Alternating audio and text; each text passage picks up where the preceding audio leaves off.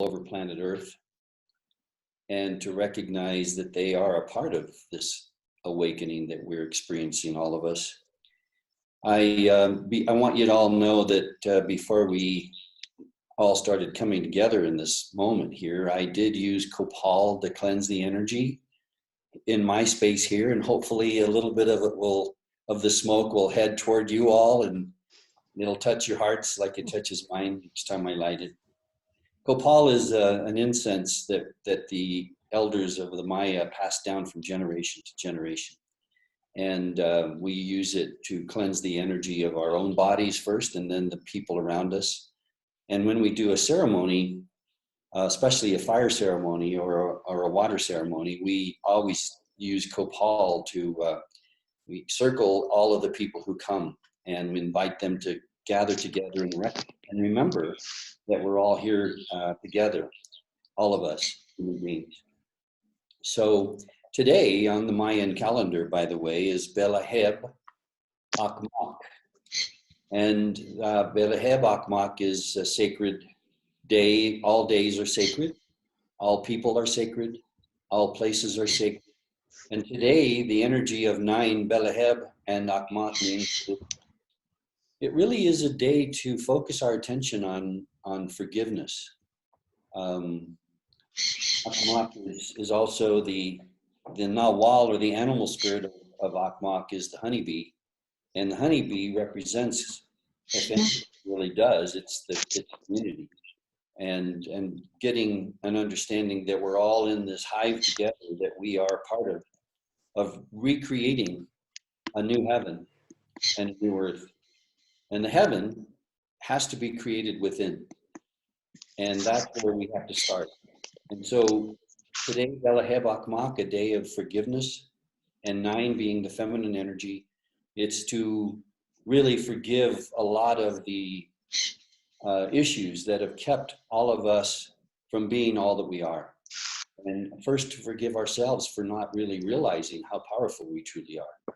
So just so you know, Belaheb Ajq'ij, 9 Ajq'ij. Excuse me 1 second, Eduardo. I'm sorry to interrupt. Could everybody please mute their mic other than Eduardo, so we don't have the extra kinds of sounds going on?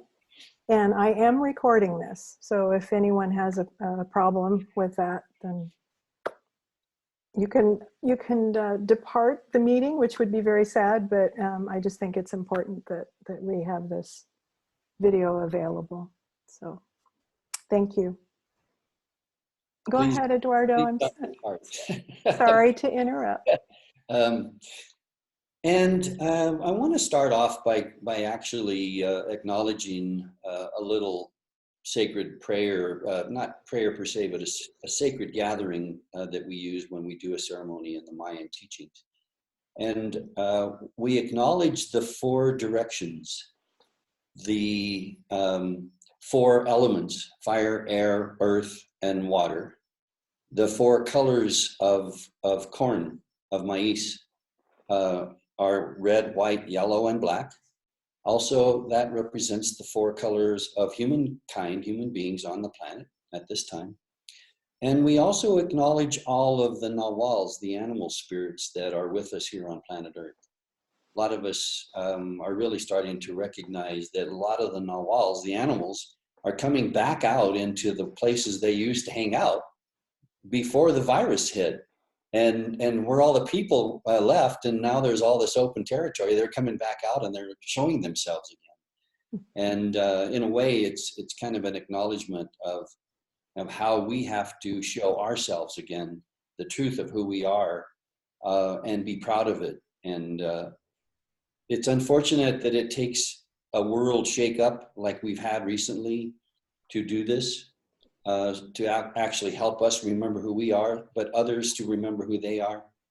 And I think we're going to have to go through a little bit of chaos temporarily until we all start to vibrate and resonate with Mother Earth.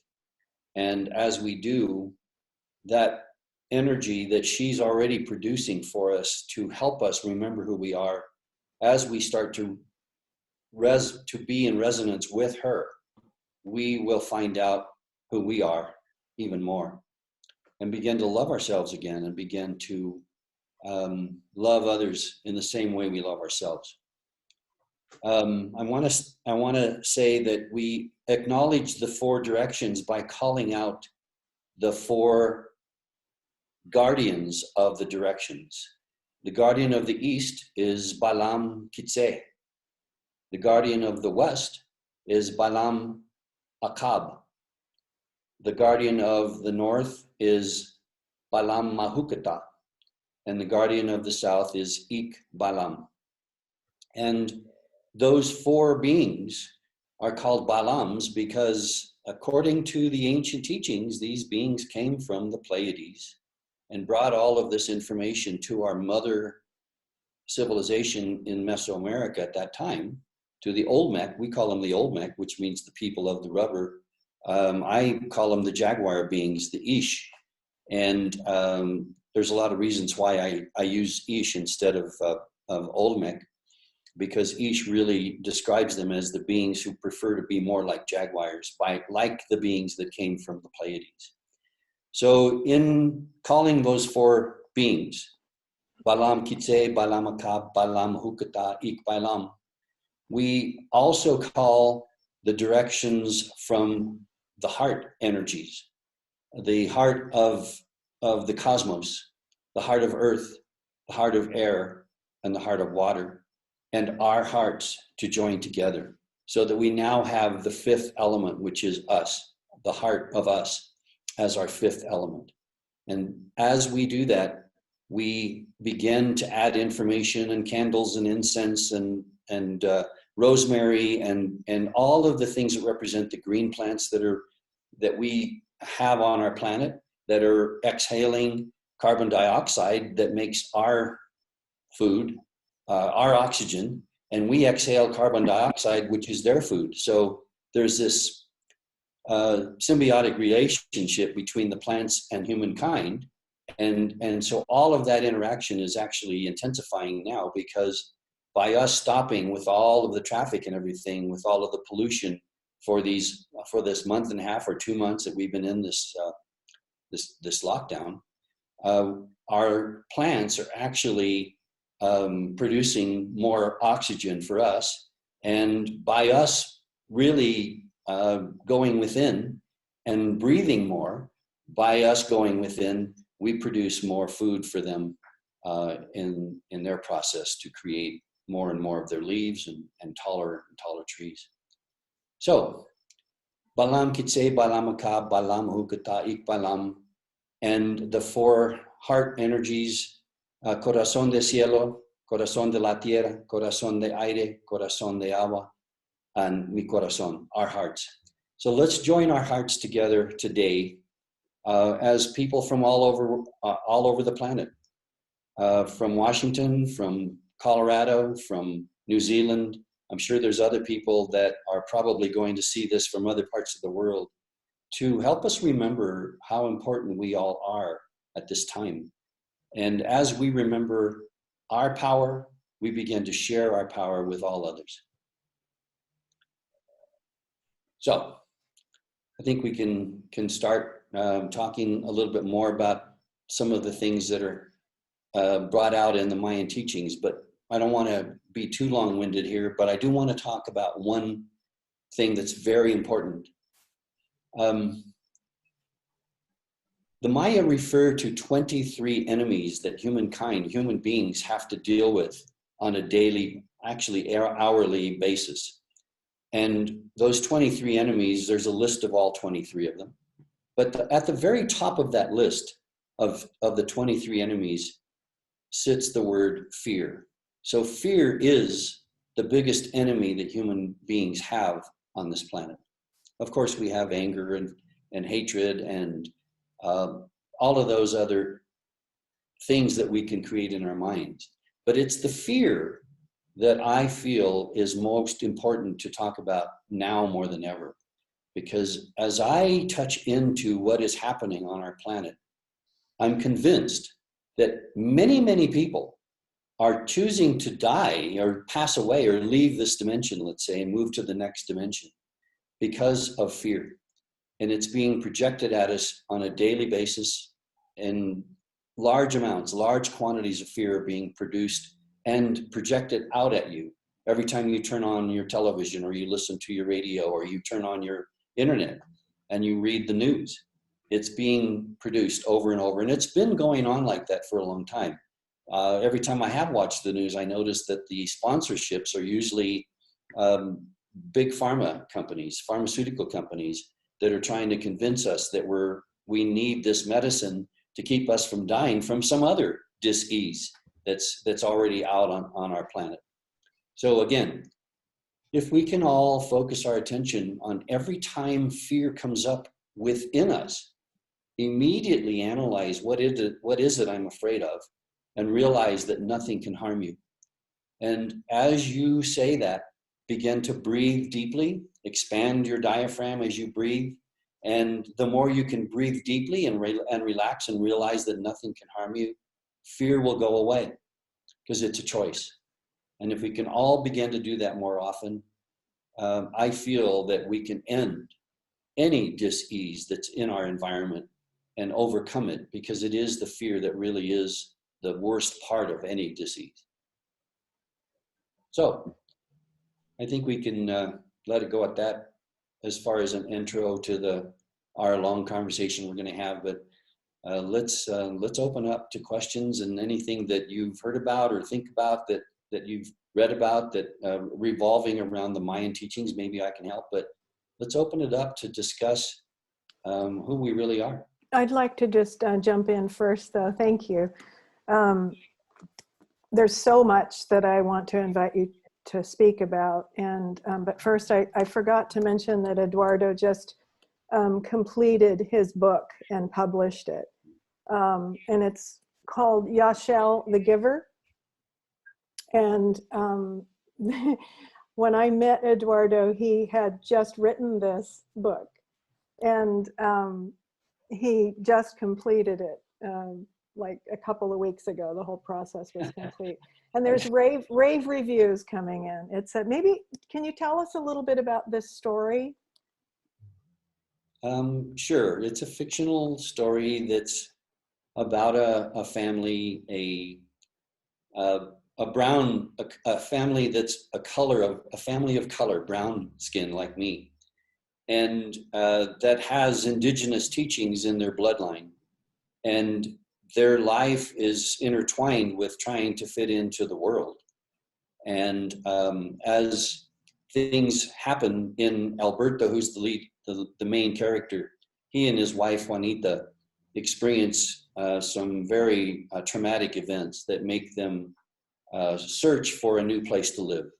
And they go searching for a new home in New Mexico. They presently are living in LA, and they go searching for a new home in New Mexico, and they find a find of a lifetime, actually. And we later discover that there was a reason why it was so easy for them to get into the home and to purchase it. And that home is a metaphor for Alberto to understand that what he's really searching for all his life was there, but it was all within. So he has this home with a cave, a cavern below the home, and in the cavern is a Mayan temple that was constructed. And in that Mayan temple, he meets Yashel. So that's what the story is about. And Yashel becomes this teacher and teaches him about many, many things, the past and the future. Yeah. So it's a wonderful, wonderful story. Thank you for telling us about it. And that can be found on his website, which we'll have available later, Inner Cosmic Doorway, but we'll have a link for it later. I do want to start off with a question. If you could please talk about the 2012 marker and why things are happening now. Why has it been 2012 plus 8? And now things are starting to happen, because we've had some discussions around this recently, and I think it's really important for people to hear that. I agree. Well, many of you already are aware of the fact that for the year 2012 was called the end of the long count, or the end of the Mayan calendar, was dated December 21st, 2012.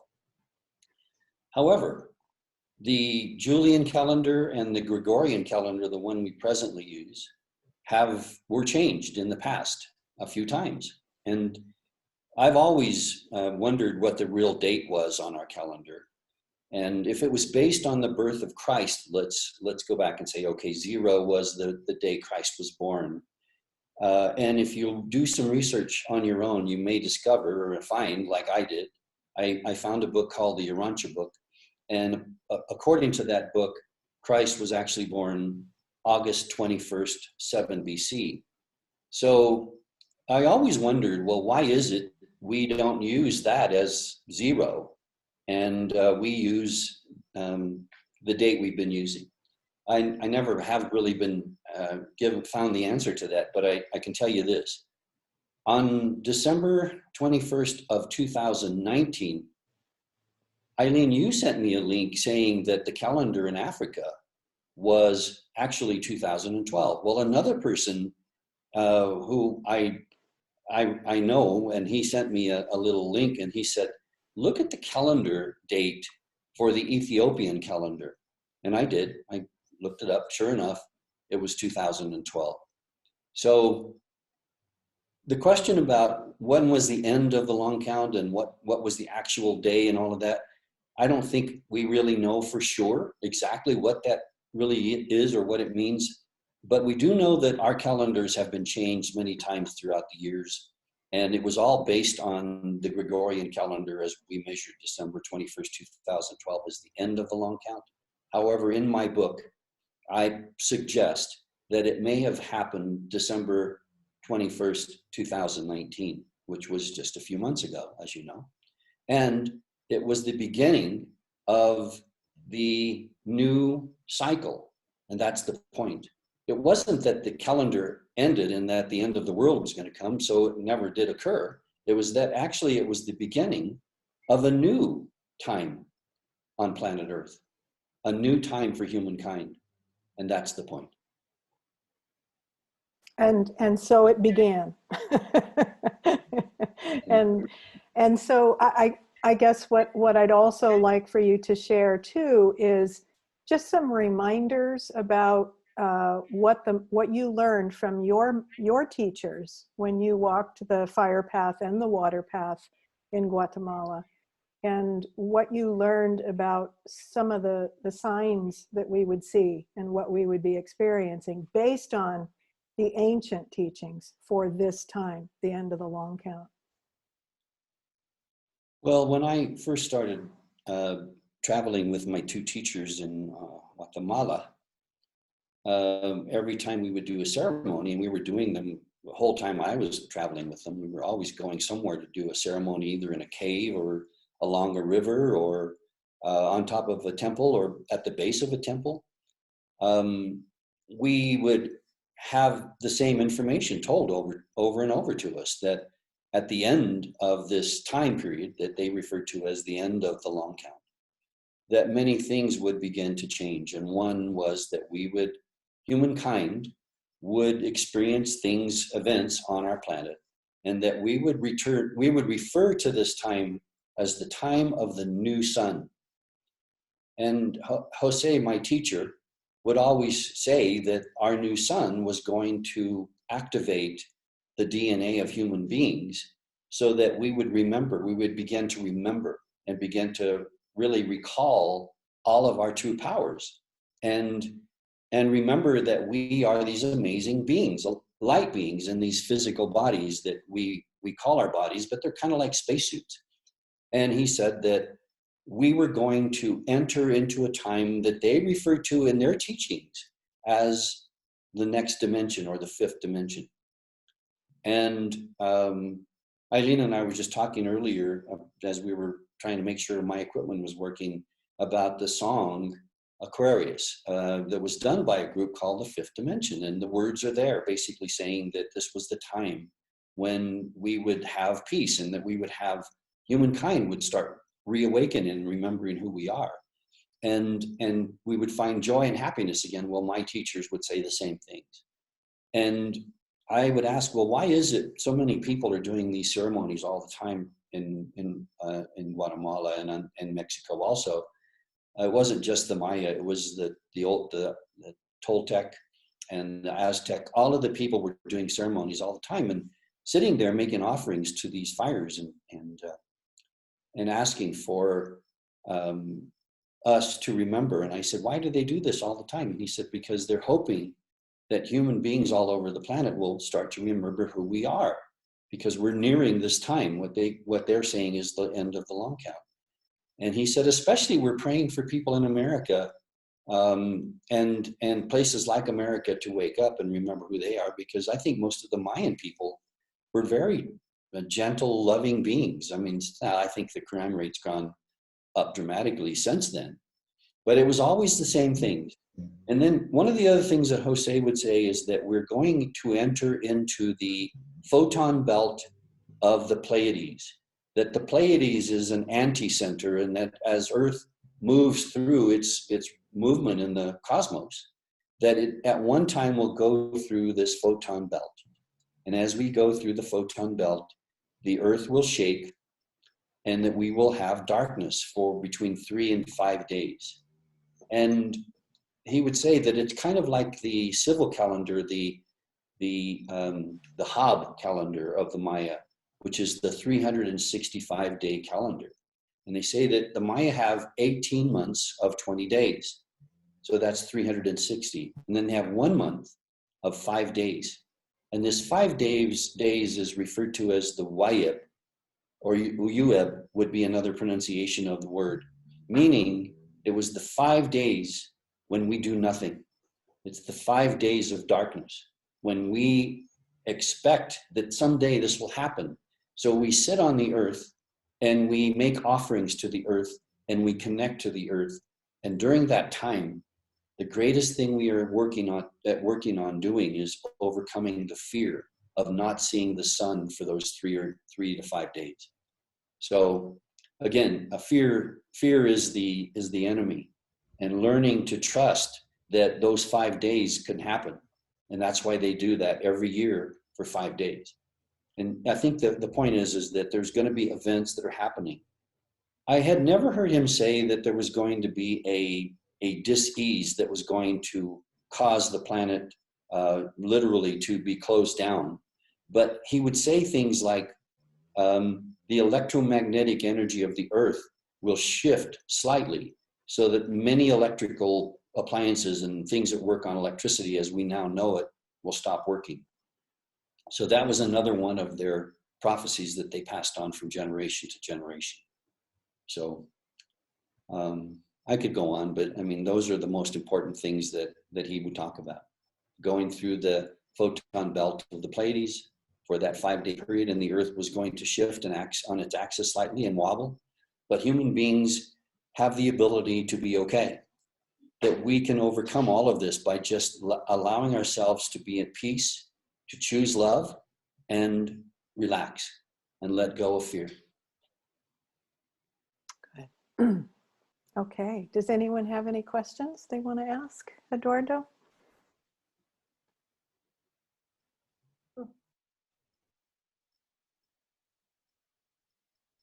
Just make sure you unmute yourself.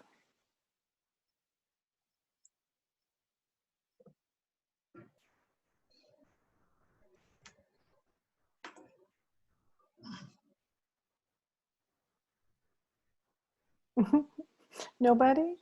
Nobody. No questions? Okay, well, there's plenty questions I have, if nobody else has any. I was going to say, well, my work here is done. Yeah, drop the mic. Okay. Well, I have a question if you can hear me. Sure.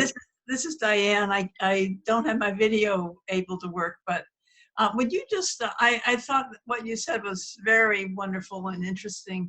Would you just review again or give us a repeat of what you said earlier about how to let go of fear? I think you talked about like a meditative procedure or a mental procedure to do. And would you just repeat that or elaborate on that a little bit, just to emphasize it? Sure. Yeah. Yeah. It's boy, I think first I want to say that it's extremely important to understand that we were created perfectly. We have the ability within us to literally do anything we want. We can fly. We can actually move our bodies. We can use sound to heal. There's many things we can do that we've forgotten. And the key to overcoming fear is to remember that absolutely nothing can harm you. There is absolutely nothing that can harm what you really are. You are not your body. We are not our bodies. We are so much more than our bodies. But if you take a look at the human body, you'll see there are many things in our makeup that are so perfectly designed that we can overcome any dis-ease. We can help our immune system heal anything. In fact, we're learning a lot about how cannabis can be helpful to reprogramming our endocannabinoid system, because there's chemicals within the cannabis that actually the endocannabinoid system of the human being only gets usually by drinking the mother's milk. And by receiving that from cannabis, we can actually rebuild our healing system within us so that we are having our neurons within the brain communicating to all of the cells in our body that something's wrong. And when that communication is working effectively, we can heal that disease or eliminate that disease from our bodies very quickly. However, fear seems to have a big part of what is causing many people to become ill and sometimes choose to leave the planet because of the abundance of fear. So when fear comes up, remember that you are this amazing being, and start using your breathing, the natural breathing process, to, as you inhale, expand your diaphragm and inhale as deeply and slow as you possibly can until you take in as much oxygen as you can possibly take in.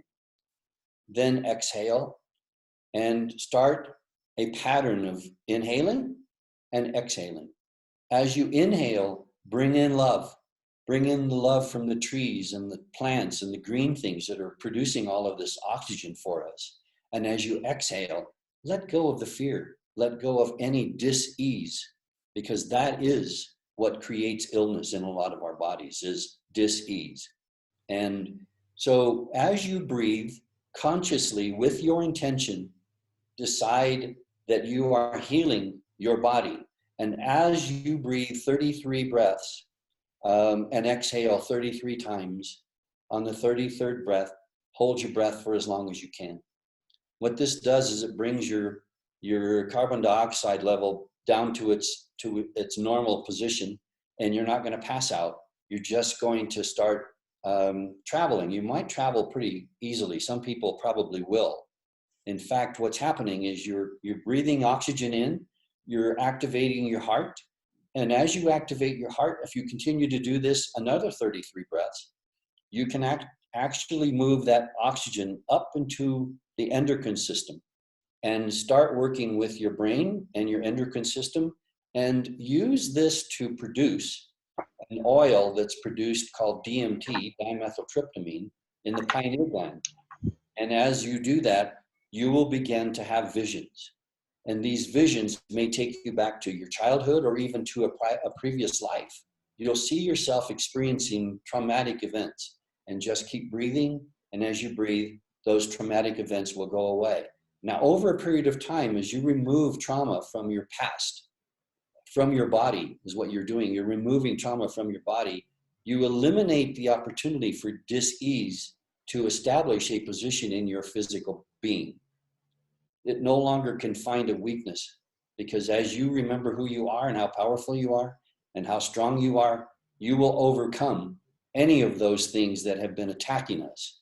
And you will build up your immune system. You'll build up your ability to see things and travel and go back and heal trauma of any kind that's been keeping you from being all that you are.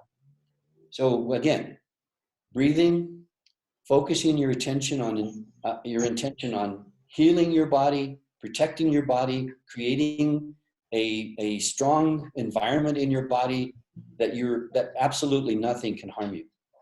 The Maya teach that there is no such thing as death. They have a glyph in the 20 glyphs that's called Khmer. And Khmer has the word death, but it also has the word life. So in the moment that death occurs, life also occurs instantly. And so they think of it as transformation rather than an end. They think of it as transformation. So just keep in mind that we do that all the time. We make transformations all the time within ourselves. We have cells that are created and they die, and a new cell is reborn. We're constantly creating, recreating ourselves. And remember that. Can I ask a question, please? Sure. Sure. You often, well, I've heard you speak about the number 33. So from the Mayan perspective, can you tell me a little more about your understanding of the number 33, please? Sure. Well, first of all, human beings have 33 vertebrae. So that's partly why we use the number 33, but it's also a sacred number in that we have 13 major joints and we have 20 digits. We spend, if you take the 20 and the 13 and you multiply those out by, you call out 20 glyphs 13 times each, you end up with 260. And the 260 is the number of days that a child is, a baby is in the mother's womb. So a lot of it is all based on us, the 33 vertebrae. There's 33, okay.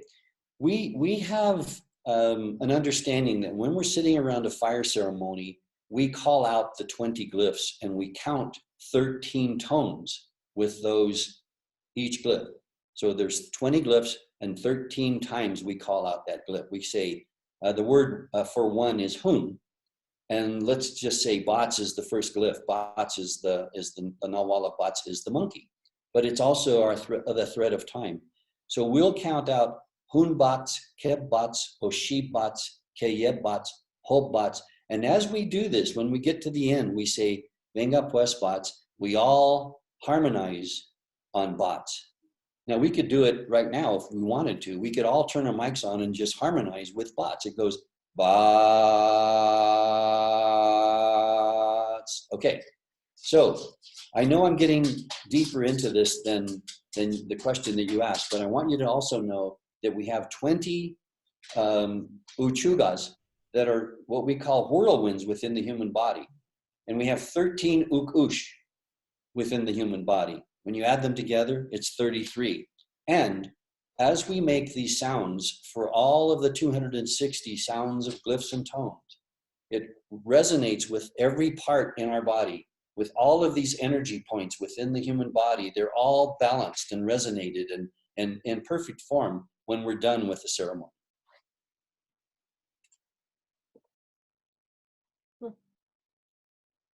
Okay, so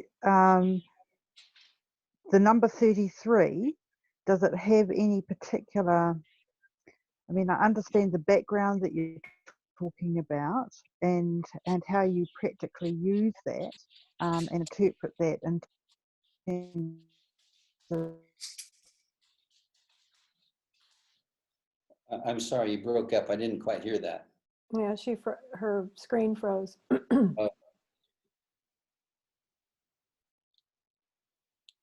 Sometimes it only freezes for a few seconds, but it's been, if you can hear us, Adriana, you've frozen on the screen.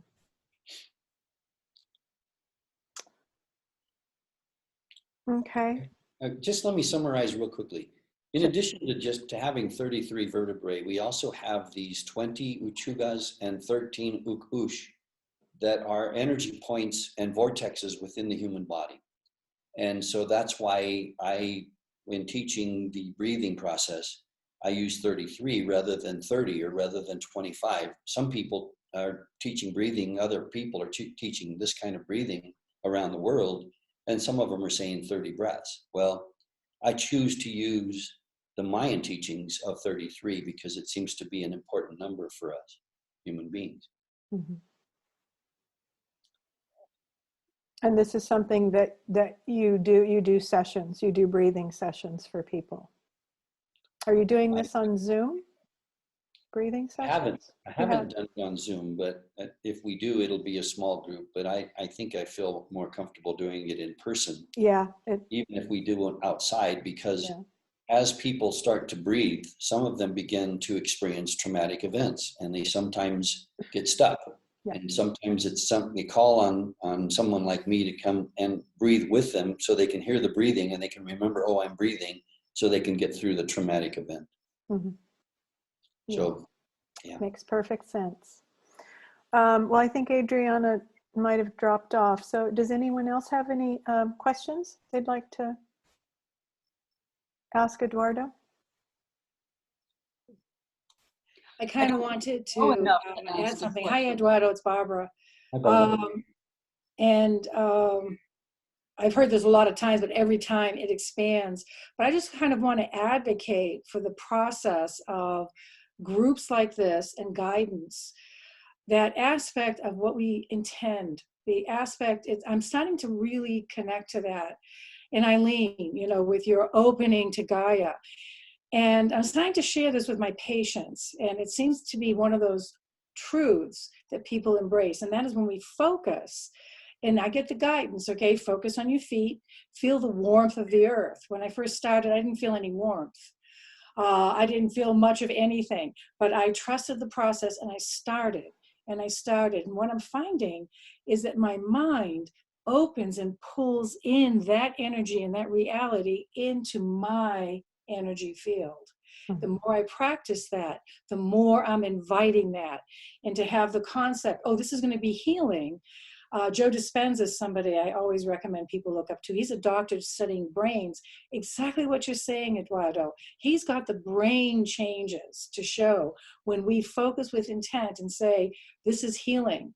I know, Eileen, you talked a lot about that. Now I hold that sacred, that warm, glowing, healing process. I am inviting that reality into my being. It's already there, but it's waking up and I'm pulling it in. There's so many choices I could pull in. But this is the one at this moment, you know, during the meditation, during the guided thing. So I just want to really advocate for people that might be starting, or sometimes we get lost on our journey. Just keep at it. Just keep at it. Because I took a little break myself, but now I'm back, and just keep at it. Just keep at it, because it gets easier and easier to invite what I am bringing in and what I want to focus on and bring to this planet and to myself. So I just want to say that. So thanks, Eduardo, and I love your breathing. Yeah, yeah. Thank you for bringing up that point, Barbara, because that is crucial right now. That is probably one of the most important things that we need to hear and keep reminding ourselves. The messages have called it conscious evolution. We are directing our own awakening and evolution. And so it requires that inner dialogue. And even though we might feel silly doing it, we have to start with it. We have to connect with that inner voice or inner guidance, inner divine, especially in these times. We must have that guidance. I sort of call it training wheels. You know, it's like we're learning how to ride a bike. These are training wheels. You're giving us incredible training wheels until our own truth takes over. Yes. And then we can ride. So. Yes. It's not about constantly seeking teachers to fill in the blanks. And then it's all very fascinating and interesting. It's about coming on board, coming online with the universe. And once that happens for you, you don't need to listen to, you don't need teachers. You might want community though, so that you can share and reflect and mirror for each other and learn from each other. That'll be key. And amplify and magnify. Yes, perfect. I find it like, whoa, it's like 24 speakers. I remember back in the 60s. That's what it's like when I join your groups here. So awesome. Thank you, Barbara. Did you have something to add to that? Just exactly what Barbara said. I started my comment off with that our Creator made us. She made us perfect. And there is this amazing intelligence that's within every aspect of us, and it's within every cell in our body. However, we haven't ever been told this, or most of us have never been told this in our lives. So it's shocking to us when we hear it. What do you mean when you say we're made this magnificent being and we can do all these things? Well, it's what I've learned over the years. That's really the truth. And we have to listen to our hearts. And when someone says something, you can tell whether it's true or not. And if I'm saying that and you feel that it's not true, I think please probe and ask me some questions so that I can make myself clear. You are created perfectly. All of you are. We all are. And we can accomplish anything we want. It's just a matter of helping retrain. And so that's where the beginner's bicycle rider has the training wheels. Yeah, we have to start out a little by little, but we can go pretty fast once we understand how powerful we truly are. What we also have to do, one of the big points that the Maya teachers have passed on too, is that we have to keep the ego out of the way and operate from our hearts, not from the thoughts. And Joe Dispenza and Greg Braden and other teachers like them, I've listened and watched and learned from them too. However, I learned from the Maya, and the Maya said the same thing, only they say it in their Ajq'ij language, or they say it in Spanish language, that the heart is the key, and the heart is the doorway to the cosmos, and that it senses things times faster than the brain does. The heart feels it. What we have to start doing is learning to trust our hearts instead of relying on our thought processes to make decisions. Trust our instincts. That's another teaching the Maya pass on from generation to generation. Well, may I just, since Barbara has been using the hummingbird breath, I call it the hummingbird breath because the glyph of Ajq'ij is the mystical spiritual breath, and it's Ajq'ij, that's the glyph. And it uses the hummingbird as the nawal.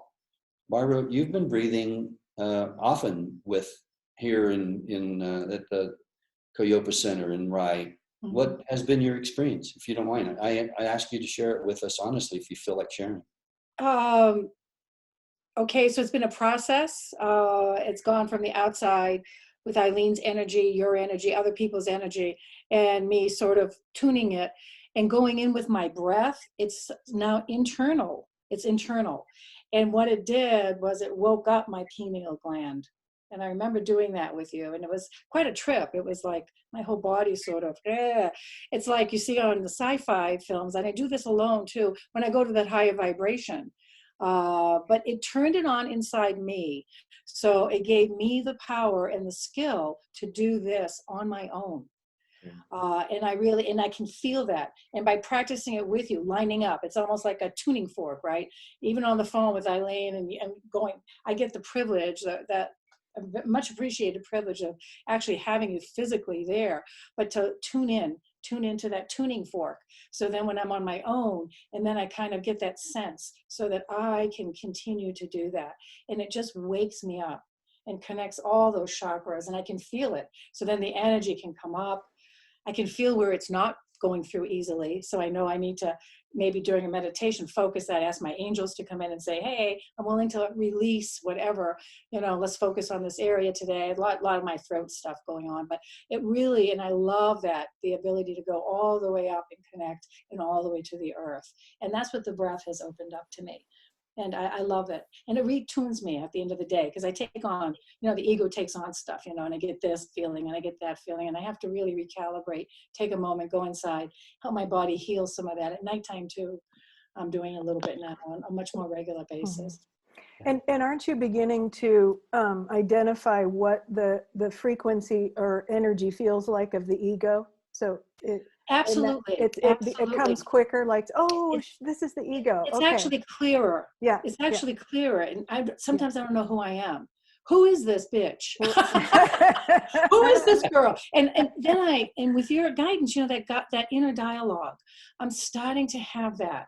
I'm starting to see, this is a part of myself. This is part of, and when I do the regular programming and I do the breathing, it realigns me with the bigger me. With the spiritual and the layers, the angels sometimes, and whatever. And then I come back into the ego, and my relationship with that part of myself is different. It's changed. So the vibration and and when I'm out of source, it's really fast. And I just had a couple experiences with people that I just walked away. And I didn't feel anything. It wasn't like I felt guilty. I'm a big people pleaser, so I have to, but I didn't have any of that angst. I didn't have any, I should have, or I could have. They were gossiping about something. I didn't want that energy, and I walked away, and it was just the most amazing thing. Who is this person? So I'm changing too, but the parts of me are still there. It's just, and you're right, absolutely. The frequency is different. And it's increasingly hard for me to fall back and do the old stuff. Yeah. So. And if I may jump in, thank you, Barbara, just because in my yesterday's newsletter, I touched into this, but I just want to share, because this is very much in alignment with what Barbara just talked about. I've been in this past week, I've been in very much going through another metamorphosis and a lot more changes, and getting a lot of information about this encoding within us. So the reason why we want to transcend this fear is because once we're available and clear, I can feel it when it happens. It starts to unlock these new codes for a new way of being, right? So Eduardo had mentioned that the Maya teach about entering this new dimension, 5 dimensions or more. And that's what, is everybody muted? So that's what, when we make ourselves available, that's why we're making ourselves available, so that we can start unlocking all of these codes within us, and we can grow into this new multi-dimensional being, because we have everything that we need within us, encoded within us. But if we're not vibrationally there, it will not unlock these codes. So that's why vibration it isn't just some trippy thing to say, like we're spiritual, man, we're unlocking the codes. It's a very real thing, vibration and frequency. And this is how we're going to transcend this reality, not fight with it, not fight the enemies and fall into the traps of, what is the Mayan glyph, Eduardo, for it's Kat, the traps and tests of time? Yes, Kat is the glyph. Yes, it represents the spider's web, that sometimes the spider catches things in its web that it wishes it didn't catch. Or when you cast your net into the sea to catch fish, sometimes you catch a fish that you wish you wouldn't have caught, like a shark or whatever. But it's dealing with what life presents to you, and it's the traps and the tests of life. Yes. Yeah, that's just what it reminded me of. Anyway, I just wanted to share a little bit on that, because that is why we are doing this work. It's a very real process, and all it requires, as Barbara was outlining from her experience, all it requires is attention now. Like, are you on board with making this happen? Are you going to engage in this conscious evolution? Are you going to dialogue with this inner presence. And in the end, it isn't angels and ETs and all these beings out there. These are aspects of your higher dimensional self that we don't understand in this smaller view. So we call them ETs, we call them angels, we call it God out there. This is all within. And once this reversal or this shift takes place, then we'll start to see that magic that we've discovered within ourselves, this multidimensional magic. That's when we'll see that shift the world out there. So yeah, thank you, Barbara, for bringing all of that up. I get excited and then I have to jump in. Hope that's okay, Eduardo. I love it when you get excited. Thanks. Yeah.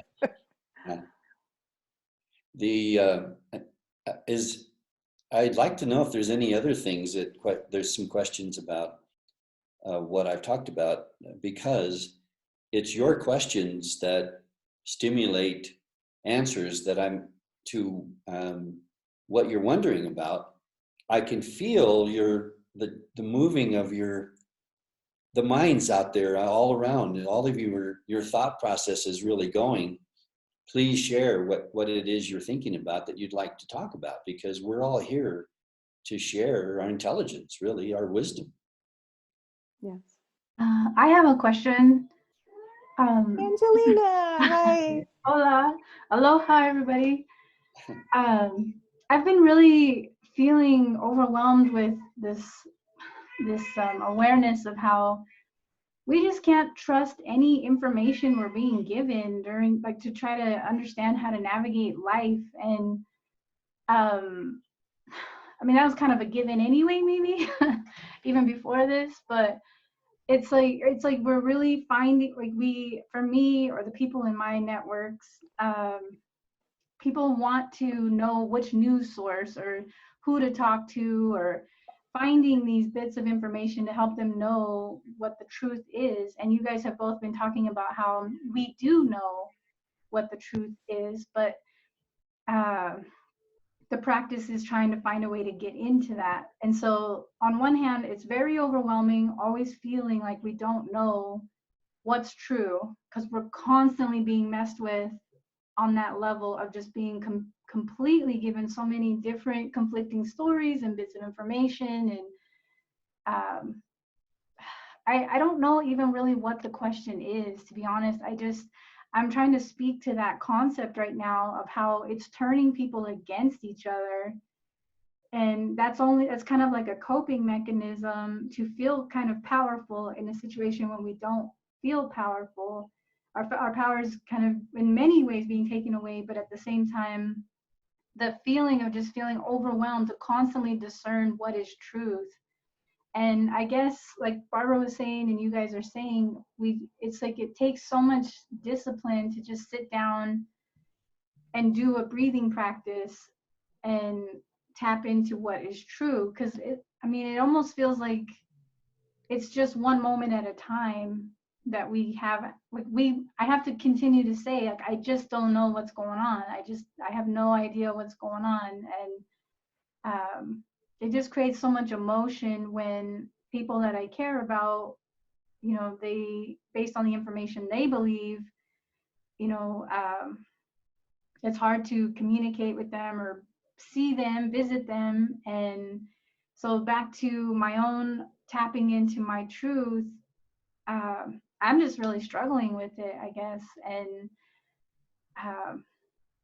I want to say do the breathing practice, but I'm doing the breathing practice just to prevent like a nervous breakdown sometimes. And that's as good as it gets, I guess. And so I guess if you could speak to that, either one of you, on just how we're constantly being given so much conflicting information, and what your best advice would be to tap into that truth. I have too much to say about that. So you go first, Eduardo. Thank you, Angelina. It's so important. So important, your question. It's a beautiful question, Angelina. Yeah, I would start by saying that listen to your cat, because they actually have an amazing intelligence that they're whispering information to your internal part that understands what they're saying. They're saying to you, relax, listen to your heart, and you can feel what's true. And when you stop listening to your heart and you start thinking about repercussions or the financial system or all of these other things that you're constantly being bombarded with, it takes you out of who you are, it takes you out of your heart, and it makes you think about things that are going on that you really don't have any control over. So that's why we feel this helpless feeling of what can I do? What is it I can do to help? Well, what you can do to help is project from within your heart, but first you have to choose love. And then as you use that as your projector, when you project love, the people around you can feel it and they feel better. They don't even know why they feel better, but because you're balanced and you're aware and your instincts are to just trust your creator within, that nothing can harm you.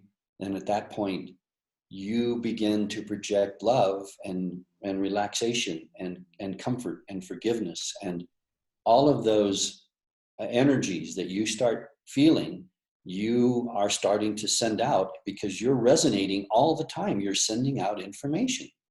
So that's why we have to really be careful about the words we use, about things we say. And if we come from a place of really honestly feeling and you trust your feelings, then you know that what you're projecting out is all good. It's when you start listening to the ego and listening to the mind and to the confusion that's being pumped out at us all the time, then we have to question, what part are we playing in it? And the part that we're all playing in it as we come from love instead of fear is that we become lovers and peace creators and forgivers and compassion. We become that energy because we are so powerful that we have to start taking and be aware of how powerful you are. But that's my answer. What do you think, Eileen? Yes, absolutely. And I would go back to also, I've written about this a lot lately, because a lot of this was coming in the downloads at the end of the year. And I've only just now, started articulating it. What this is about is embodiment. We're either fully going to be here and claim it, be it, no apologies for it. Now, it's either going to be that path or it's going to be, I'm still going to try and make sense of what's happening. I'm still going to try and be loving and to everyone and appreciate their opinions and, do this exhausting dance with person, place, and thing. This system is falling. And do you know who's going to manifest the new reality? Those who can embody this and be these warrior spirits for this new reality. And the big word here is demonstrator. We need demonstrators of this. We can't be apologizing for upsetting people. We can't be draining our energy to help people feel better. This is more of a woman thing, probably. Not that men don't experience it, but a lot of women can probably relate to this. The people pleasing thing that Barbara brought up, and so part of that, the dialogue, that inner conscious dialogue. It's not a practice that you go, okay, I got to go do my inner dialogue now. It's anywhere, everywhere Any moment is a doorway into that connection to the self. And what you're doing is you're paving the way for that true, authentic soul self. See, it's really soul that we're bringing back in. So we're paving the way, we're creating that opening the vessel to be more of who we actually are. And that takes courage. It takes courage, especially when you have, you know, you're involved with family members or, you know, your loved ones who are very much going down the path of, is it this or is it that? Well, no, it's not that, it's this. When you identify with anything, any narrative in the outer world that is not based on something from within, that is not, it did not emerge through you, that data could disappear just like that. And then where does your, whatever you're identified with is going down too. Now, when you start to come back online with this inner resonance, with the universal, divine law, divine love, divine truth, then you can start feeling where it is in the outer world. And you go, there's energy. That's true. I know this is true because it's vibrating my whole body. And those are the people that you move towards and you start to build community with and you start creating with. You start to become the builders of this new reality. Because I'm pretty sure all of you here know this is not going to just get better and go back to normal. And as I said in the newsletter, it's not even going back to a new normal. If you want to come back online with your divine whole self, this is the process. And there are many people doing this work now, a lot of them here in this room, that know these things and are actively doing their work and sharing their work and wanting to help, because that's what they came here to do. And you're one of them, Angelina. Just know that it doesn't have to take a really long time for this to happen. All it takes is the attention. Okay, I'm feeling anxious. What is this? I'm feeling anxious. Okay, sit down. You don't even have to sit down. You could even be driving, whatever. I'm feeling anxious. What is this? I want to know what this is. Please show me what this is. I'd like this to heal because I want to feel powerful. I want to feel aligned. I want to feel, you know, so you're saying what you're feeling that's actual. Actual is the doorway. And then that connects you to the dialogue, the inner dialogue. And you'll always be pulled forward. Always, if you keep that dialogue going. Make things conscious. Make everything conscious now. So that's what I have to say. I get very passionate about that. I hope that was helpful. Yes, thank you. Thank you, it was very helpful. Thanks, Angelina.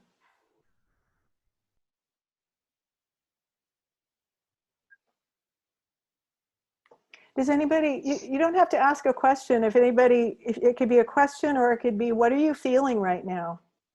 You know, ask Eduardo, tell Eduardo what you're feeling, tell me. Just let's talk, let's make things actual right now. Instead of pretending everything's great.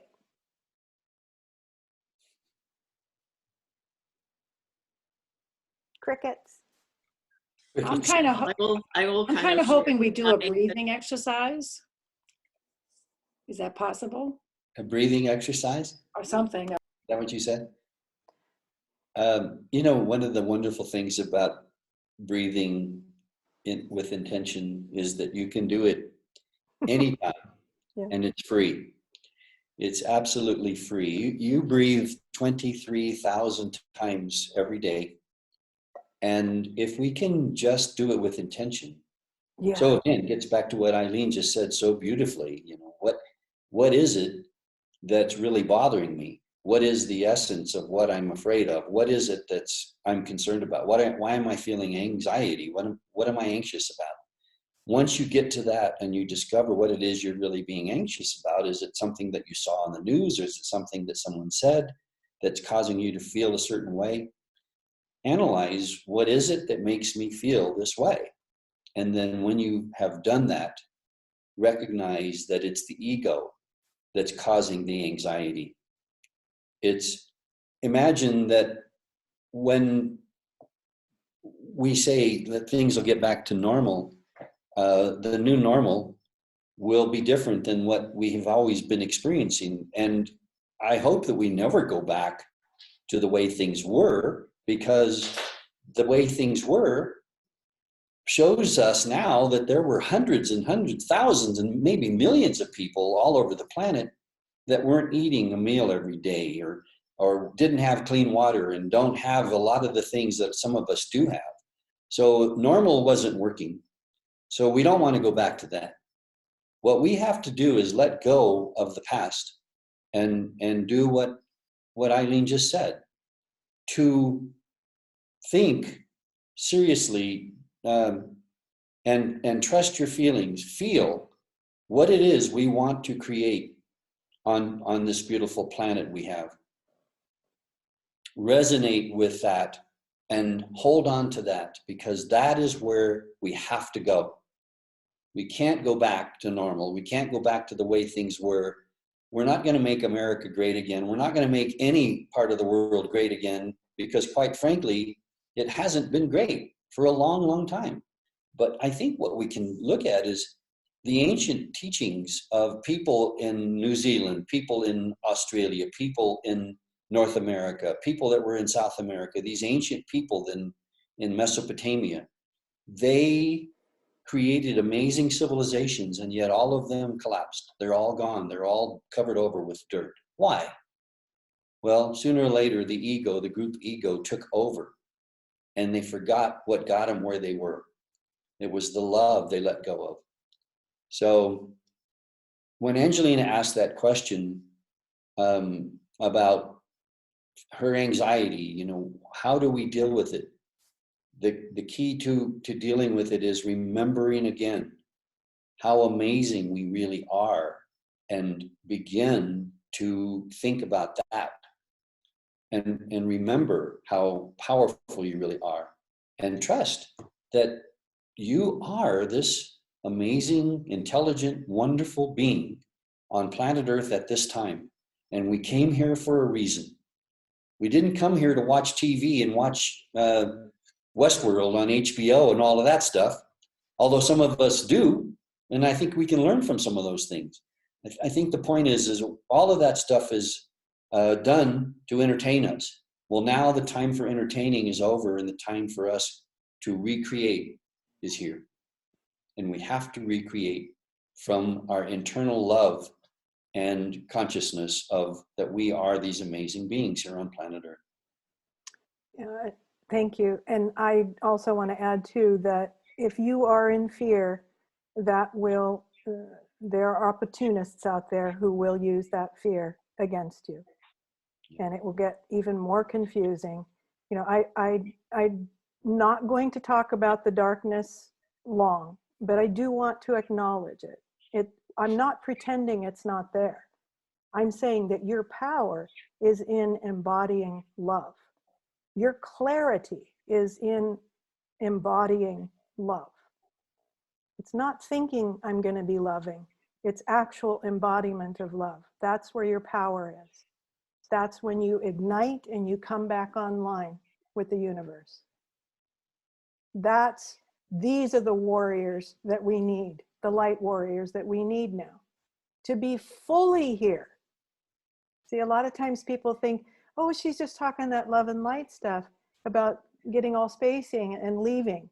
No, it's about being courageous enough to embody this light, this immense light that you are, that Eduardo keeps referring to as you are amazing beings. This is how you were designed to be. So come online and let's just eliminate all of these dark forces. that they can't do anything to you without your permission. Nothing. Do you understand what I'm saying? They cannot do anything unless you agree on some level that they have a right to do it. I'm letting somebody else in the room here. Okay, I heard a bunch of people jump in at once after I said crickets, and then blah, and then everybody started talking at once. Yeah, Lori, go ahead. Can I just show this really quick? Eileen sent this little, can you see it? A little sticker, animated sticker of an owl, and it's scared and looking through, right? And a little mouse pops up. So that's, you and your fear is the mouse. And then I got to thinking, what do owls eat? They eat worms. So that just like took it one level further for me with the fear thing. And it's actually, you get past your fear and you're empowered. So it's kind of like the owl eating the mouse. Yeah.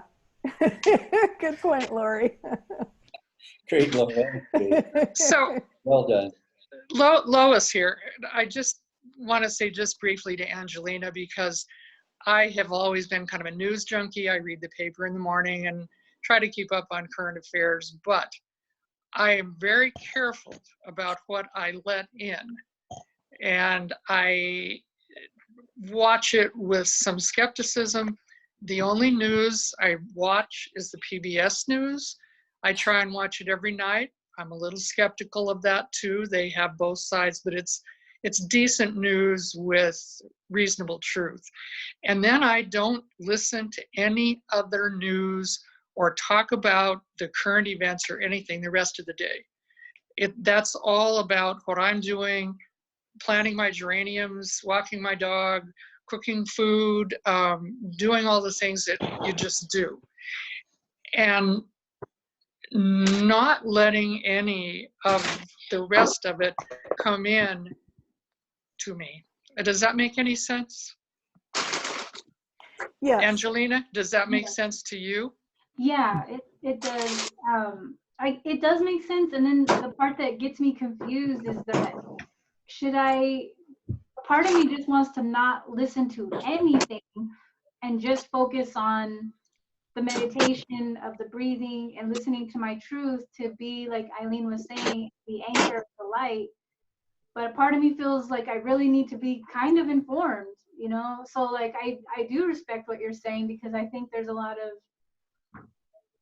of I guess really it comes down to, if I feel called to go get some information, we live in the information age, I can go get it. And then, but the other part of it, my conflict is always like, maybe I should just tune it all out so that I can just focus on what I'm feeling really honestly here. Because that part really scares me too, is just actually being my true light. That part is over, like, it's scary to think about, shit, I got a lot of work to do. Like, my work's cut out for me going forward. I know I was born for this time. So does it even matter if I know how the coronavirus is spread? Does it even matter if I know? I don't think it does, because how will we know? I mean, I've gone on media fasts. I was, campaigning and stuff when Chernobyl blew up in Europe when I was living there and anything like that. And I burned myself out. And after that, I said, I'm not going to indulge in that, because there's nothing I can really, really do if I know these terrible things that are going on in the world. And unless there is, that I'm just kind of like imploding in myself, and then I'm not doing anybody any good. And I tend to hear what I need to hear, Mm-hmm. We don't live in a vacuum. And so I think that you'll hear what you need to hear. And you could do it in a cycle too, you could like go through a period of time, a month or something like that. You don't even have to say the time frame. You can just say, for right now, I'm on a media fast. I'm not doing anything like this. And then you might feel on the other side of that, well, I want to get in there a little bit. But, I think one of the reasons why I did it was a stigma, because I felt like I wasn't informed. I'm not an intelligent enough person to have an opinion, or whatever, kind of stuff we put on our heads. And that's bullshit. I mean, it just is bullshit. I mean, we are who we are, and some of us can take in media and be okay with it. I, on the other hand, can't, because I have this like incredibly vivid imagination, and I will not be able to go to sleep visualizing the shit that's going on, or the shit that I imagine that's going on or going to be going on. Mm-hmm. So I think when you know yourself and who you are, you can kind of then say, well, this is not for me. I'm not going to do this. And then information comes in as and when it should. Yeah, I don't know. You know, I mean, it's kind of like babbling, but I feel very passionate about that, about media and stuff like that, because I've gone through what you are, I think, Angela, what you're saying, Angelina, that, you know, it can be a distraction to our inner process, and it's the outside world's way of getting in there, you know, and creating that distraction, you know. Mm-hmm. To some, I guess that the point that I kind of wanted to make was I don't take it in. I watch it. Exactly. I listen to it. I got that, Lois. Yeah. Okay. Said that, and yeah. There are some things out there that are pretty interesting if you look at them. If you look at some of the programs that are on, like SEAL Team and, you know, all of those kinds of war deals, it's interesting to watch them, because I think they are trying to program us in some way with Right. those programs. And they're trying to inure us to the death and destruction and killing. Mm-hmm. And they're trying to normalize that. I agree. And if we watch what we watch, and be careful what we do watch, and do it critically, and then go about our business and live with love, I don't know. I guess I'm stepping on both sides. So, well, I think some of us can do that, and some of us can do that sometimes, and some of us can't ever do it, you know, and we have to be okay with which one of those we are, and not feel like a loser or somebody who's not really engaging in the world because we can't take it in, you know. Mm-hmm. You're doing what you can do, and know what you can do. Mm-hmm. And I'm going to add something too. Yes, Adriana's been. Oh, sorry. Adriana's had her little hand up for a while. I don't know if you can see me or not. Yeah, we can see you. Mm-hmm. Cool. Okay, I just wanted to make a note that we are everything that we are fed, and that doesn't matter whether it is the food, whether it is the air, whether it is the TV shows, whether it is things we've read, people we've interacted with. It all has an impact on us, and we can certainly, to a certain extent, block out some of it, like water off a duck's back, as somebody has mentioned. But at the end of the day, it does go onto the subconscious record. And I think it's important to be careful what you expose yourself to, and exercise self-love in that, and determining what you are feeding yourself.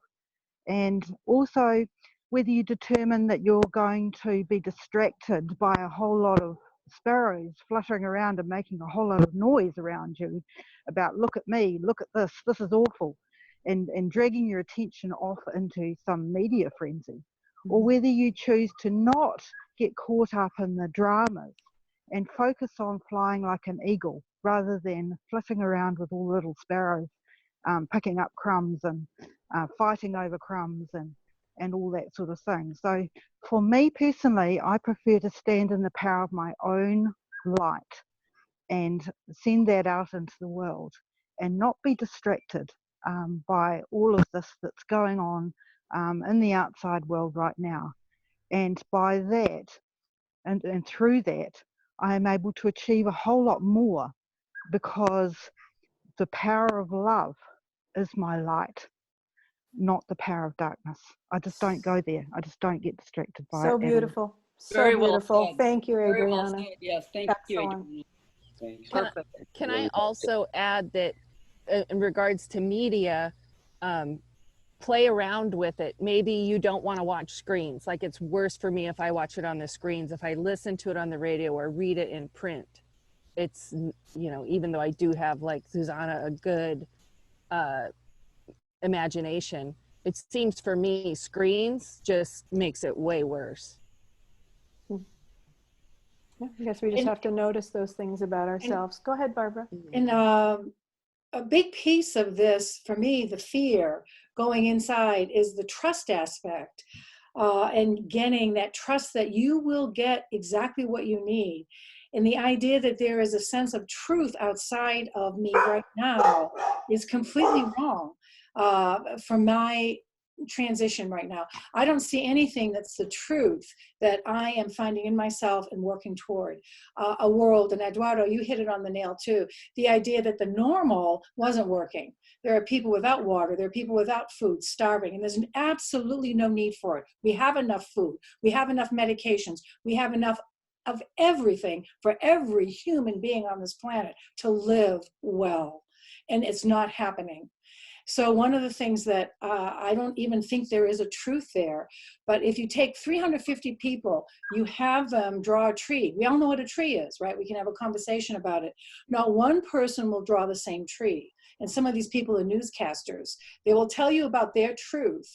And the truth that's portrayed on TV is a truth that's slanted, it's warped, it's desensitizing, it's all of that.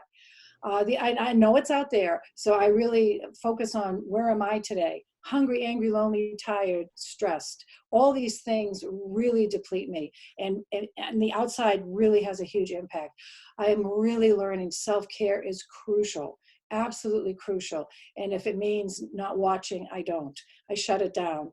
And especially if I'm tired or going through some stressful period at work or something's happening, those triggers really, my ego kind of takes off, and I kind of, what do they call it, the moon, wane a little bit. And then if I get centered again, it just bounces off me. I feel like Superwoman, you know, it doesn't sink in. But other times it's like, whoa, it can overwhelm me. So I have to be real careful of that, especially now, where the truth for me is very, very different. It's shifting. There is nothing left back there that appeals to me or that makes sense or that's desirable. And so just turning and looking forward. Groups like this, to me, I hear more truth here, more resonates with my heart than anywhere else. And that's where I'm going to surround myself. That's the truth energy that I'm looking for. So just to kind of share that. That's great, Barbara. Excellent, excellent. Thank you. Thank you. I really related to that.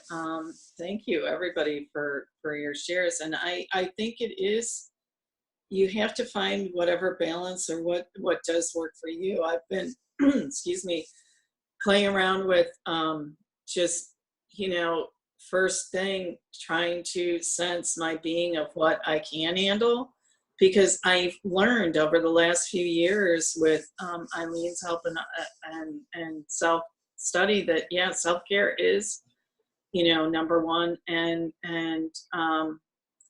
I've learned that I am the person that absorbs others' negative energy really fast and easily. And when this all first started and the healthcare workers, I had to go for a while without having to turn the TV on first thing in the morning, because my heart would just bleed for these healthcare workers. I was just sucking all this negative in, and I just felt so heavy with all of that. And you know, thanks to some practices and some tools, I've learned how to lift that heaviness. And and once I do, and I get recentered, that is incredible. And then I can kind of get recentered, go about my day. And I'm so grateful, Edgardo, that you've given us this whole other tool. I'm so excited and eager to try it, the 33 breaths and the 33 breathing. I had never heard about that before, so I am very anxious to try that. So thank you, everybody, for your shares and being here. And I feel the love. This is great. Thank you. Thank you, Cindy. Adriana, did you have your hand up again, or is that still up from last time? It's probably still up from last time, Okay. because I'm really useless with technology. I'm sorry. No, I'm going to lower your hand now because I can. Thank you. Okay. Just as well we can all laugh. For sure. All right. Do we have any more questions, or what are you feeling? How much responsibility, and I'm struggling with formulating the question, I apologize for that. I'm really conscious when I share anything, and I'm like most of us coming across lots of information on what the light is revealing, and I try to share that from a transformed place, or project it, put it out there that love can transform it. And I know that's what I do, that enables me to witness some of the abhorrent things happening and bring light to it.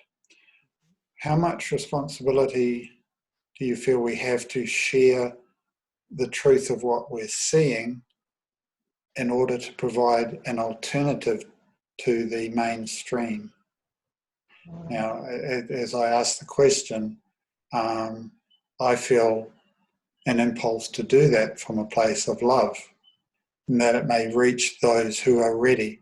Because I see like three waves of people coming through. Those of us at the forefront, those of us who are waiting for us to help bring them through, and those who will be in denial, and it may not be their journey at this time to awaken. But there's so much information out there now that is being revealed, and it's certainly interesting. I guess I'm putting the question out to you, Eileen and Eduardo, for your perspective on that. Yes, thank you, Greg. I can speak to this because I have read your posts, and I feel like I can respond and feel where you're coming from with the question, because I believe that all of us have come to this kind of question, like what we read about and what we see. We also want to we want other people to know about it, just so that perhaps they can help transmute it as well. You are coming, when you post about these stories, you are saying, hey, this is something that I'm looking at, and I'm not attaching to. This is what I'm doing to transmute it, and you speak of the love and how you apply that love. I honor you for that, and I have respect for you for doing that. At the same time, I'm also aware of in some of these broadcasts that there's whose dog is that? Can we mute all the mics? I love puppies. Yes, I love you. I love you.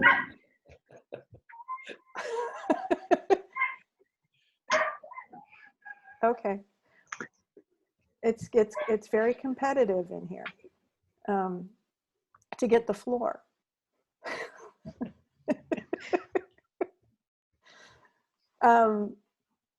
At the same time, it's just that it's more continuing to practice that discernment and resonance within ourselves, so that when we read something, we can go, I feel like this is actually happening and people need to be aware of this.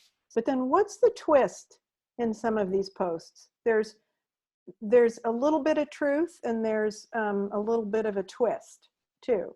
And so they're multi-layered, some of these mind programming kind of cult-oriented stuff that's going on. So we can notice the truth. We can feel the resonance of, this is dark. And I feel that this is some of your work, Greg. And that's why it's important that we don't just immediately judge people for what they're passionate about doing. Some of us work with more of the darker realms, the heavier realms, because we're able to go to those places and help transmute that. And I perceive this in you, Greg. And this is something that I also kind of got, not attacked, but judged for in the you know, light worker communities, because I was speaking of some of these darker things that I was seeing, and that was not welcome because we needed to stay in the light. Not true. There's a balance here. We don't ignore the dark. We are able to be, as Barbara was saying earlier, it's like you empower yourself, you know yourself, and so you can be in some of these darker layers and not be affected by it at all. So you can become a transmuter of it. Now, when you share it on Facebook, you're sharing it with people who aren't necessarily in the same realm as you. So I can see that that's, you know, the conundrum really, right? Because you want people to know about this. But unless, I feel like unless others are in that balanced place, what's going to happen, as some of the others have expressed here, how is that going to be taken in? How is that going to cause more fear? Is that going to cause more confusion? I don't know. That's a very good question. And I can't say that I have the ultimate answer for it, but just to know what your strength is and what your power is, and that this is what you do well. Yeah. But as far as sharing it, I don't know. Thank you. Yes. Yeah, it's one that I want to offer the other perspective for people to have access to, knowing that the mainstream media is engendering its own level of fear anyway. I don't know the answer, and that's why I'm sitting in the question and putting it out and feeling for and finding my own truth in that. But to be able to do that in a sacred space like this helps me to understand more. So thank you. Certainly. I'm always happy to reflect, and I enjoy when others do that for me as well, because it helps me to start to come to my own answer within. So, but thank you for bringing that up. It's important. Thank you. I would like to add also to my sense of it too, Greg, is that it's almost a human responsibility when we see something that's very damaging to human beings or to the planet or to animals, that we see it and we can see that it's damaging, to tell the truth, to get to the truth as quickly as possible. For years, I talked about how negative fluoride was to put into toothpaste, what the damaging effects were going to be in the long term, or for aluminum to be used in cooking utensils, and or the fact that we were having things sprayed on us from jets called chemtrails.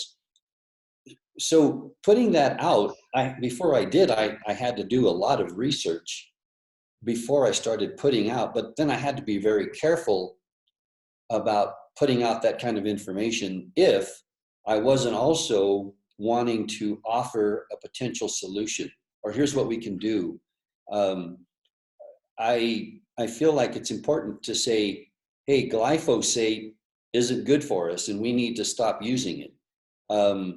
Not so much to put the word Monsanto onto it, or Bayer, the owners of the chemical that's being sprayed on food and is having an effect on a lot of our children. But I agree with you. I feel it's really important to tell the truth. I had, however, someone who I thought was able to see the truth send me a documentary to watch, and highly recommended it to me. There was a lot of information that was true, but it was then filled in with a lot of information that was obviously planted in there by the ones who want to control us and manipulate us and abuse us. And so I guess my one point I would just like to make is we have to be very careful what we recommend to other people's to see or to watch, because we don't have any idea how their perception of it really is. Whereas if you're in person and you say something to somebody and you have an opportunity to come to converse about it, then it's easier to really discuss it, you see? Mm-hmm. And just by blank sending out a link to a video that may have a little bit of truth in it, but has some other things that are really dark. And believe me, they're out there right now. It's really critical that they're very aware and very sensitive to how others respond to the message without having the ability to ask, well, is that true? Is this true? What's true in this, you know? You see, so I think it's important to be very careful. Eileen did a message recently that just was really powerful for me to listen to. And it's called Endings and Beginnings. It really is what we're talking about. Yeah. Hold on. I muted her. Sorry. Oh, you want me to continue? Can I continue? Mm-hmm. Anyway, Yeah. this message really gets to the point of how messages that are created by very intelligent masters, actually, of taking information and shifting and changing bits and pieces of it so that it actually implants in our mind something really evil and something very negative. And it's done so carefully that many people aren't really aware of what's happening, you see. I happen to have spent years in the advertising and marketing business, and I learned a long time ago how powerful the media is. We know that if you, and it was obvious to those who were in the industry, how powerful television is. In fact, if you see a message and hear a message at the same time 7 times, you never forget it, never. All of this information, these intelligent marketeers and propagandists, I would call them, are at creating these messages, knowing that if we show you something 7 times in this message, you're never going to forget it. No matter how old you are, when you die, if they ask you something about that message, you will remember it. And that's what we really have to be aware of, is that there's some very intelligent, dark forces that are using our media to make us positioning in our minds psychographic and demographic information that we'll never forget. So again, we have to really be critical and very careful what we do proliferate. Thank you. Yeah, and as you're talking, it's coming clearer to me that in sharing, it's better to come from a solution-based, yes, as opposed to just blanket sharing of. Yeah, thank you. Yeah. Nice to have blessings to all you lovely ladies. Nice to have a male perspective on things too. Indeed, yes. Thank you. Certainly. We have a few more minutes before we wrap it up. Does anybody have a burning question or sharing? I was just going to share about the media as somebody who had a 20+ year in marketing. I know exactly how powerful it is, and you are absolutely correct, and in manipulative and all of that. And one thing I would recommend, if anybody has not seen, I don't normally recommend things, but there is a thing, if you have Amazon Prime, called The Brainwashing of My Father.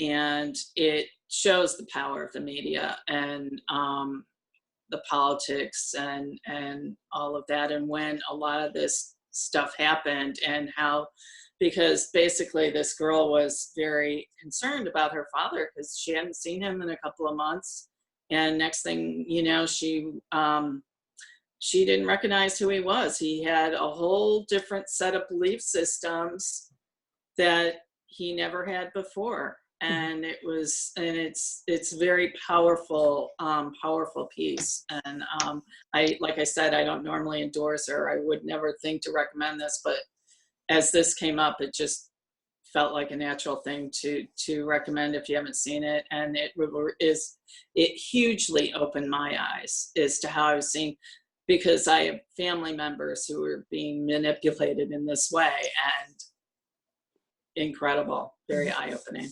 Okay, good. That sounds great. Thanks, Cindy. And I'm going to add one thing too, since we're talking about this. I saw a documentary. They were talking about a speechwriter, every single word, like a speechwriter for a president, every single word, they can get research on people's responses, and people get paid a lot of money. Every single word in that speech was calculated for a specific response. Every sentence, every paragraph. They literally have go out and do surveys, and they get people's reactions. They really, it's making a science out of it. So it's not this casual speaking from the heart or any truth. It's with a clear intent of manipulation. No matter how much you might like the person or how casual they do it, or they might laugh about it, they might be good looking, whatever it is that attracts you to them. But what's coming out of their mouth is all, it's just like a machine. A machine could be saying it with the intended reactions that are going to happen automatically in your brain and in your body, physiological reactions to words. So it's quite frightening sometimes. It's quite frightening. Yeah, we're being played.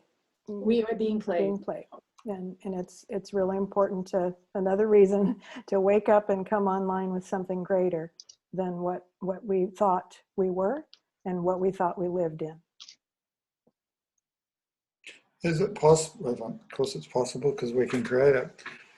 Before we close, can we hold a sustained vision of the world we want to see that transcends that? Yes, we could do that. I was just, you know what, you're tapping right into it, because I was just feeling in the past 5-10 minutes, let's close with something really powerful like that. And I was like, I'm not sure what it is. I was busy paying attention, and now Greg comes up and says, let's do that. Okay. I'm on board with that. Do you want to lead us, Greg, or do you want, Eduardo, do you have something? Eduardo, I'd be very, very grateful to you to share your wisdom and your vision, because I'm sure we're all in alignment with that. How do you feel about that, Eduardo? I'll do my best. Yeah, I'm very confident that you'll do something wonderful. So before we go into this, I just want to say thank you to everyone. Thank you for your participation. This has been glorious to me. I love this and I want to do more of it. Thanks for being here, Michelle. We have new people here today. The plan is to do this every 2 weeks, as we have been. So I'm not sure exactly what's happening in 2 weeks. I have a few little feelings happening, inspirations. But anyway, always on Facebook. Or if you're not on Facebook, then we'll have to figure out a way to communicate with you because of my email issues. But enough of that. Let's do this close and send us off with feelings of empowerment and light and inspiration. Just let's remember that feeling of who we actually are and allow that to be restored within our being. And to you, Eduardo. Well, I'll deliver this, but I want everyone to know that it came from a message that you brought through called the caterpillar and the butterfly. Oh. It was obvious to us when we were first born into our first breath, took our first breath on this planet, because we have a spark, a divine spark of DMT that is delivered at the time of birth. Apparently, it comes also at the time of death. And this spark of life, that is what gives us our wisdom and our knowledge and reminds us of who we are, is the gift that we have in every cell in our body. And it's an understanding that we are so much more than we're programmed or conditioned to think that we are. And sometimes we forget to really trust our internal self with a capital S. In this message, Eileen talks about the understanding that the caterpillar has when it has walked the earth and found a twig to hang from. There's this understanding, this confidence that's within that caterpillar that I have to trust that there's more. And in that trust, they allow themselves to be encapsulated inside the chrysalis. And they make it for themselves, and they actually dissolve into liquid. And then as time goes by, just as they knew it would, they become another being, and they go through the metamorphosis of what they have always known that they are. And as they begin to kick their way out of the chrysalis and move their wings and start to move around inside of it and expand and start to feel their true essence of what they are and who they are, the wings begin to dry out, and they begin to see that they are more. And as they try their wings and they test them and they open them and they recognize that they are so much more than they were ever told that they were. But they knew inside that they were so much more, and now they take flight. And I just want to say that that is who we are. We are like the caterpillar that becomes the butterfly. And we are like the little bird that truly is the eagle once they realize who they truly are.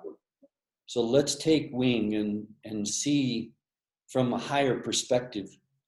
Look down on those that are like us and recognize they are just like us, and help them remember that they too, if they trust themselves in being who they really are, will fly like the eagle.